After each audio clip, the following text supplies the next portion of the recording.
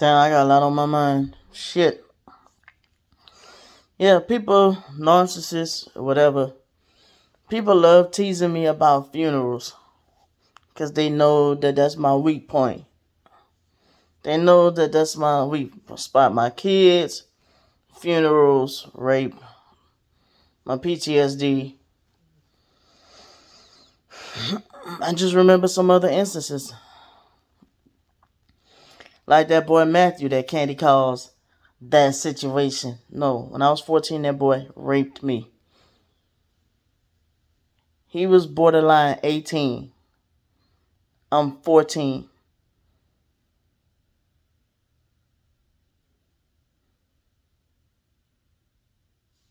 Okay, I believe I already touched on that subject in other videos. But, okay, like I explained to my brother Wyatt, when them boys, Kirk and Brandon, was molesting me around the same time, uh, all that shit happened.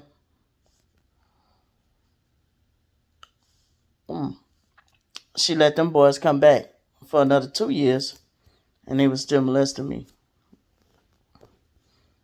And I told him I didn't know that she wasn't my real mama at the time. I didn't know about how evil people could be when you're not their real child. I didn't have sense like that at the age of 7. But at the age of 9 or whatever, around the time he left, they came back for like another year or so, 2 years or a year, another like that, and they were still molesting me after he left. Not only that, the situation with Matthew. The reason why I brought that situation up was to bring Matthew up. Matthew also, he raped me. Actually penetrated me. Kirk and Brandon, they was like 11 and 12. I was like, started from 4 till I was 9. No, about 5?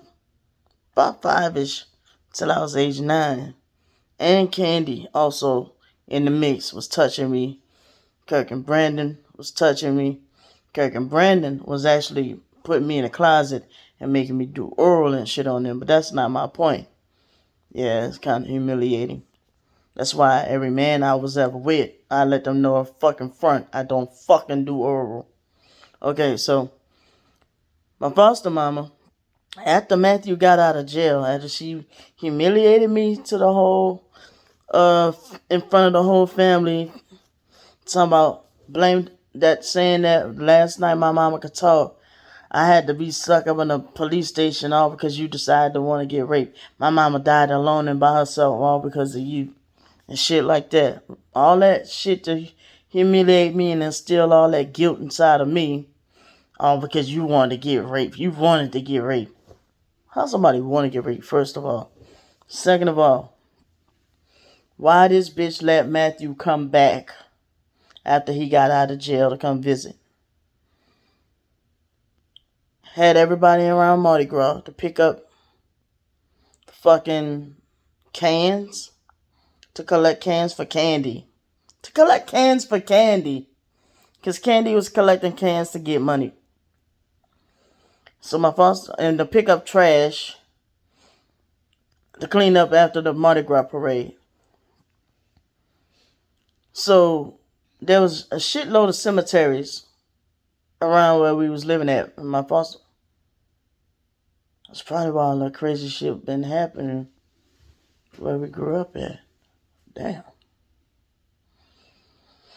So my foster mama said, you go with her, you go with him, you go with him. Brandy, you go with Matthew. I'm like, what? Because that boy already came back talking about some, baby, I miss you. I want to be with you. I never been with a twin before, and I'm like, bruh, you too old for me. No, I do not want you. No. No, you know the pain you caused me? No. You had my whole family humiliate me. Fuck no. No. The whole time. So we walking by the cemetery, passing the cemetery part, picking up trash. He gonna tell me, I ought to take you in the, I ought to take you up in this cemetery right here and rape you again. What? So we come home from doing all that. And to this day, I don't know why my foster cousin Whitney was pissed the fuck off. She's like, all y'all crazy. Aaron crazy, Mika crazy, and Eli crazy. Fuck all y'all crazy. And to this day, I start to wonder, was Whitney saying that because my foster mama told Ann to tell Matthew to pick up the trash with, because Ann told Matthew to pick up the trash with me.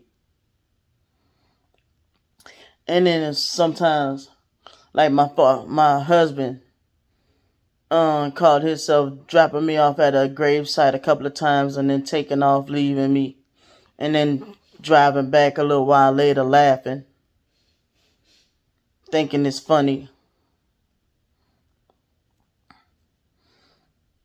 Sometimes I'll be riding in the car with people that knew my situation, be like, I ought to drop you off right there. Be like, there go your spot, Brandy. There go your favorite place. Talking about the cemetery.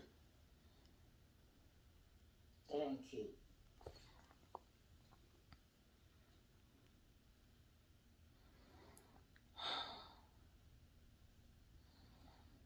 So people's always got, and like I said, that boy Wyatt was sitting here. I ain't gonna call him no man. He 40 years old sitting there getting this mad because somebody called him a girl. I told him, so how you gonna get mad at somebody calling you a girl? You sitting there calling China all kind of bitches and hoes and think it's okay. But he was talking to his girlfriend like that. And then got mad at me because I was gonna really believe her when she told me that she was afraid of him and she was in an abusive relationship. She told me that shit. And so when he would talk to her all kind of crazy, and I'm like, you better not put your hands on her. I mean, shit. She told me he was abusive and she was afraid of him. I didn't know it was a lie. Or was it?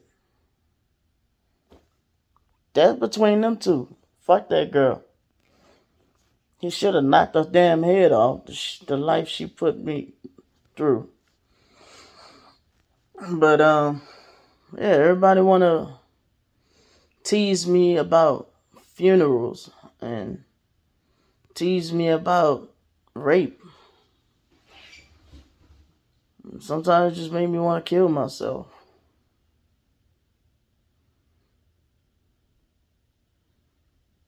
Be like, why should I be here? Nigga gonna tell me he don't want me at his funeral. Oh, it's not like you gonna come anyway since you don't like, since dead people are nasty. And like, when have I ever said dead people were nasty? Boy, you take and twist every damn thing. Yep. It's a trigger.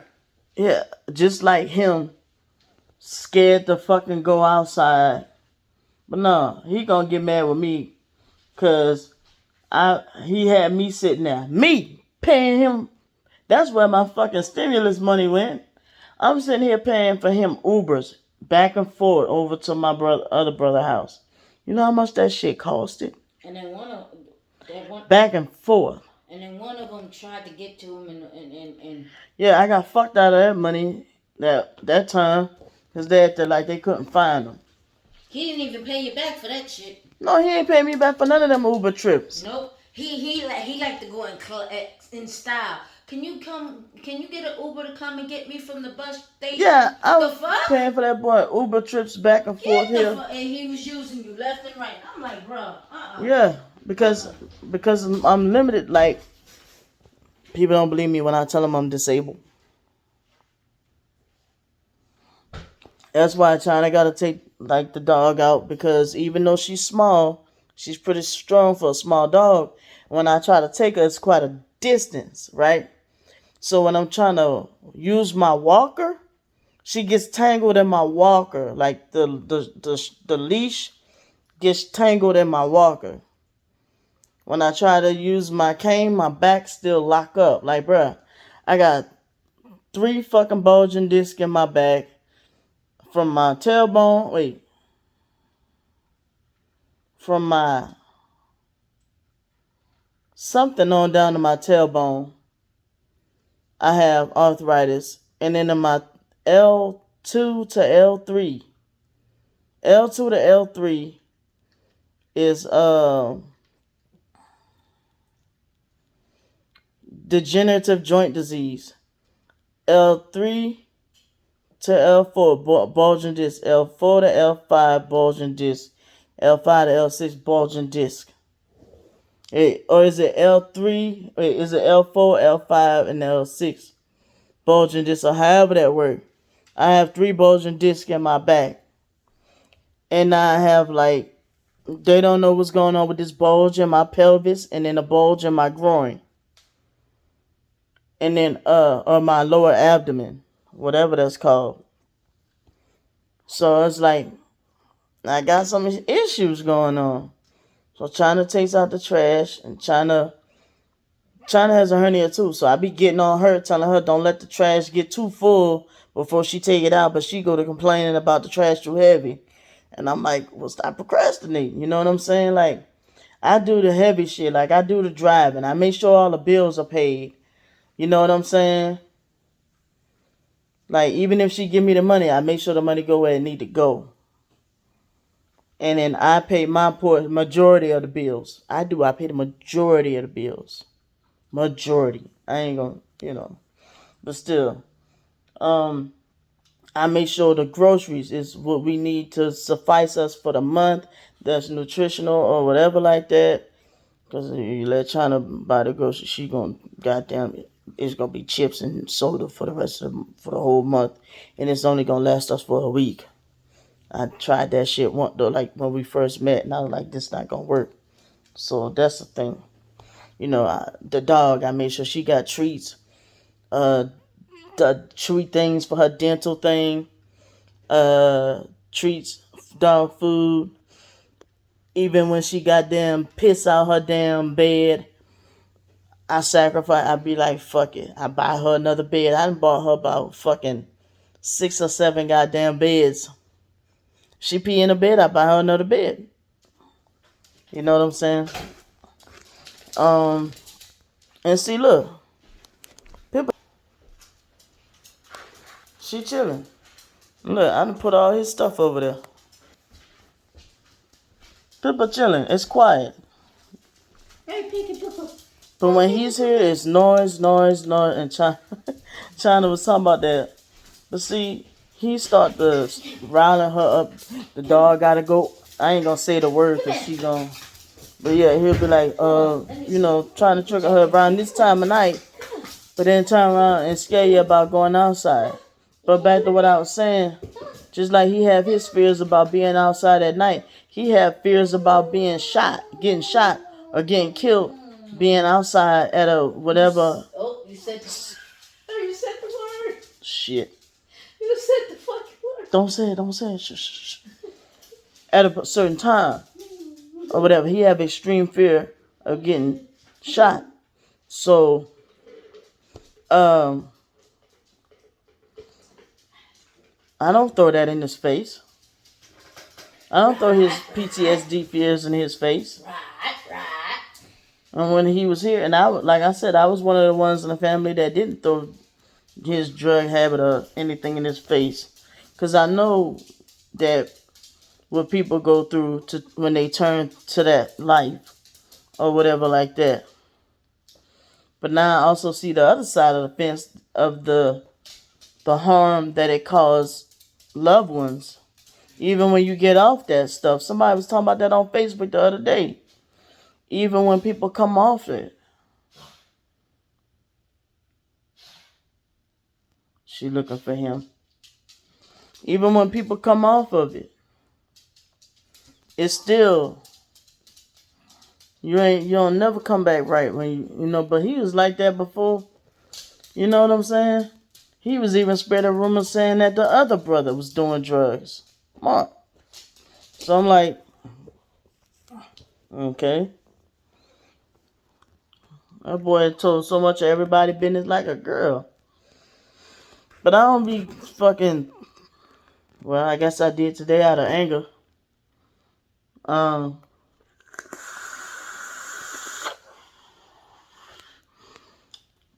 but no, you don't do that. You don't throw people PTSD in their face, man. But yeah, I had to explain about my nightmares with funerals and stuff. I even hate people saying that word around me. I tell them, just please say the F word. Just please say the F word, because it's just, um,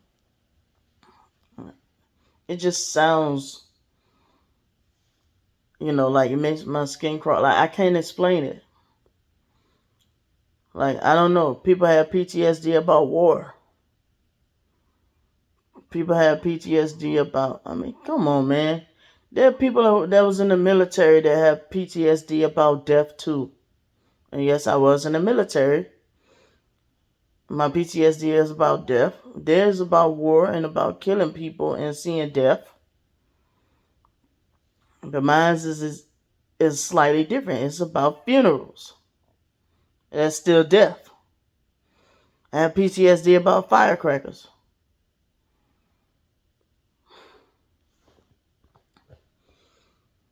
How I got a whole niece that was in the military and she's more respected than I was. I don't get no damn respect. None.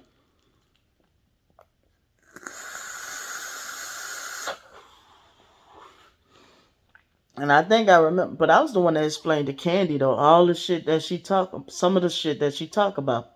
I was the one that explained to Candy about narcissism. Now all of a sudden she's calling me one. I was the one that broke. She did a video about colorism in New Orleans, or colorism in the foster care and all that. Colorism in the and that's what this shit is about. Colorism. Mm-hmm. You might say, well, why they doing that to Derek? Part of it is about colorism, and part of it is about the people that was raised with the biological family. They feel like we didn't run away like they did. But they don't, and I explained to them, we tried to run away. Shit. Especially, Candy was the first one that was bold enough to try to run away. But she ran away to Washington, D.C. And we both got in trouble and locked us down in some respite home or something. Like, my foster mama got smart on us. We tried to run away. But what we was gonna run away to, they like why I was saying, our biological family was barely taking care of them. So what we was gonna run away to? Fucking being malnutritioned over there too? Like, how y'all gonna hate us for you sitting there trashing our mother for not taking care of us? And y'all gonna hate us because we didn't run away to come to y'all. We couldn't. The lady got smart on us.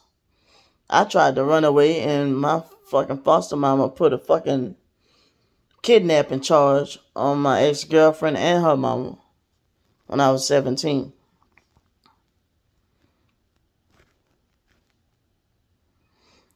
But yeah, man. This a lot, man. And I gotta get this out. I got to. I don't know who else to talk to, who else to turn to. I gotta get this off my chest.